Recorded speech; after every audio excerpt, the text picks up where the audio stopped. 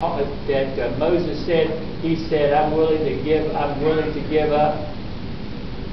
Hebrews chapter 12, he said, I'm willing to give up for a season because I'm looking for a city that is beyond this.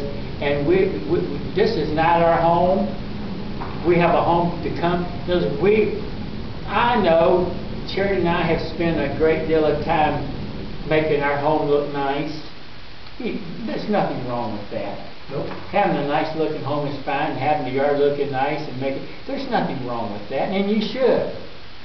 But it's not our future. Our future is in heaven. And we need to keep our eyes on the future. But since we're down here, our eyes look at what we see, and we just happen to like to see a nice place. You know, if I put several boxes out in front of our house, I don't want anybody else to see them. I want our house to look nice when company comes in, and when you came back down 23, all you saw was junky cars and trucks and batteries, and people thought they were ours. You know, Charles, where you're talking in this case of mine, Hebrews. That's what I'm afraid of. Go ahead. What verse was it? Hebrews 11:13. Yes. These all died in faith. Yes. Not having received the promise, but having seen them afar off, and were persuaded of them, and embraced them, and confessed that they were strangers and pilgrims. See that Hebrews what? 11 what? 11:13. 11:13. They were Old Testament people, yeah, who embraced the future glory, yeah, that we have. Well, isn't that wonderful, Bill? Amen. When I read this here, actually, I see Jesus Christ. Bill. I do. Well, of course I do too. I'm getting the branch, right? Who do you think the branch is, son? Oh, I know who the branch is. I know. Okay, I'm kidding you. He will judge between the nations. The branch will judge between the nations, and will render decisions for many people. And they will hammer their swords into plowshares and their spears into pruning hooks. Nations will not lift up swords against nations, and never again will they learn war.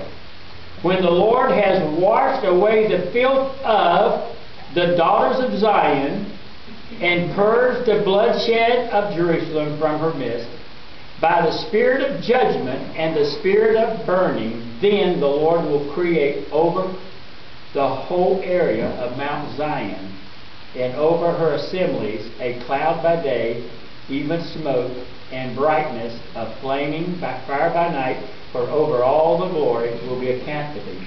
And I should have gone ahead and read the rest of chapter 6. Notice it says in verse 5, and the Lord will create upon every dwelling place of Mount Zion, and upon her assemblies, a cloud, and smoke by day, and the shining of flaming fire by night, for upon all the glory shall be a defense. And there shall be a tabernacle for a shadow of the daytime from the heat, and for the place of refuge, and for a covert that is a captivity for storms and from rain. And this is what God's going to create for us, and He was telling that to Israel. And the wolves will dwell with the lamb, and the leopards will lie down with the young goat, and the calf and the young lion and the fatting together, and the little boy will lead them, and the cow and the bear will gaze, their young will lie together, and the lion will eat straw like an ox. The nursing child will play by the hole of the cobra, and the weaning child will put his hands on the viper's den. They will not hurt or destroy in all of my holy mountain.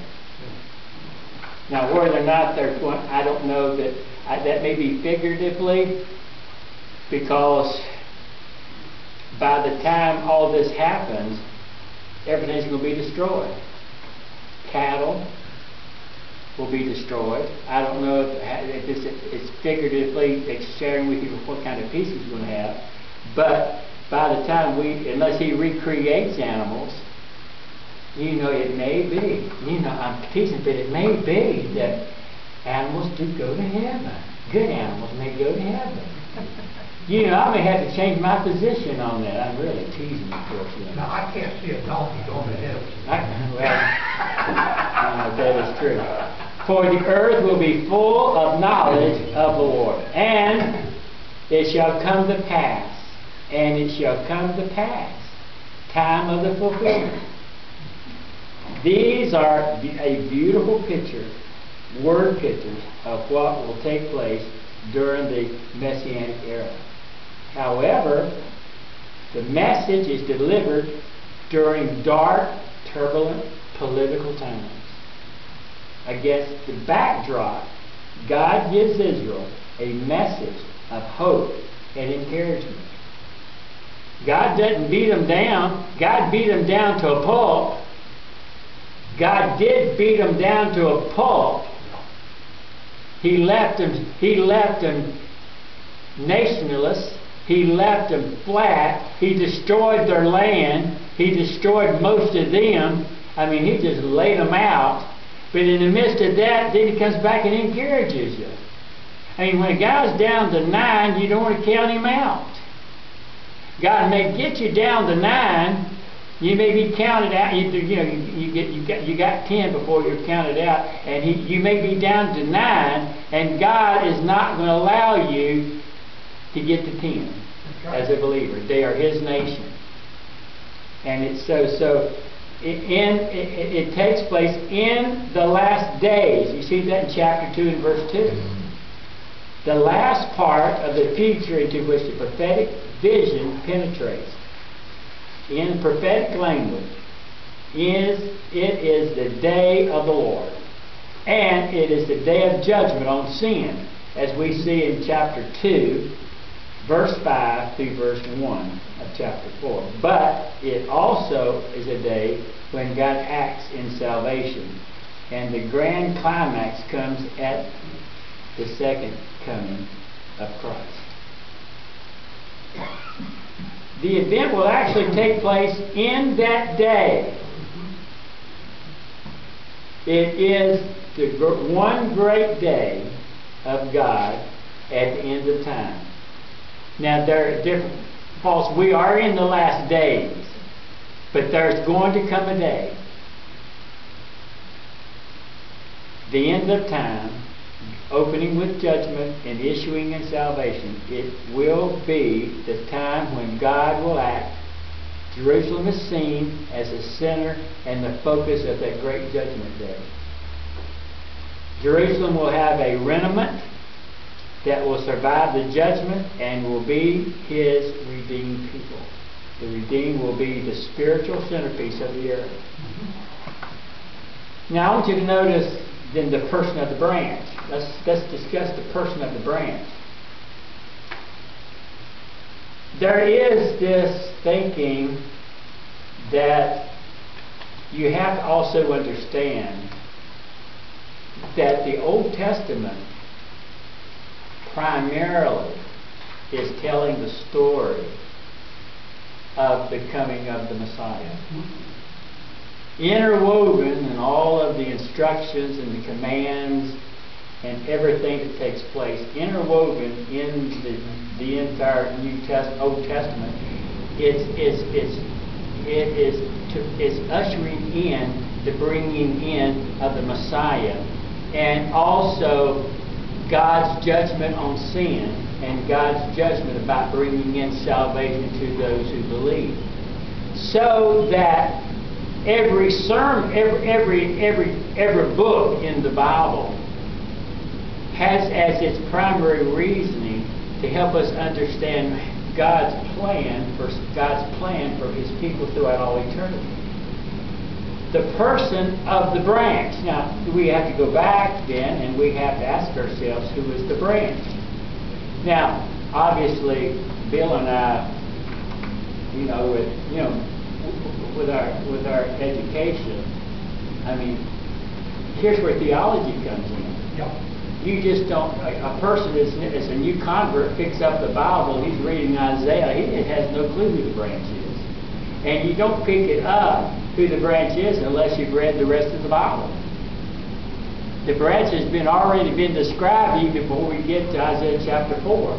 So you say, how do you know who the branch is? It's because we understand the concept from way back, and God has brought that in that day. The branch of the Lord will be beautiful and glorious, and as we read that chapter. The branch of the Lord will be beautiful and glorious person. The future ruler will be the branch of the Lord. He is going to rule in this glorious and wonderful city of Zion. The term branch is a sprout or a shoot. Yeah. And it's clearly a designation for the Messiah. The branch is a designation for the Messiah. It is a growing thing, full of vitality and abundant life. It always implies something healthy, living, and growing. And the branch continued to grow throughout the Old Testament, starting from Genesis 3:15 all the way through Exodus and so forth, and 1 Samuel, 2 Samuel. The branch continues to expand and to expound. And Israel is not the branch, but that which comes from her by God's grace. The term branch is the Messiah, who is the greatest branch that God has brought forth. The whole saving work of Christ is presented in the branch. In the branch is God's saving work. The Jewish term on this passage says that the branch is the Messiah. Look with me, if you will. We'll start with Richard, if you'll find Jeremiah 23, verse 5.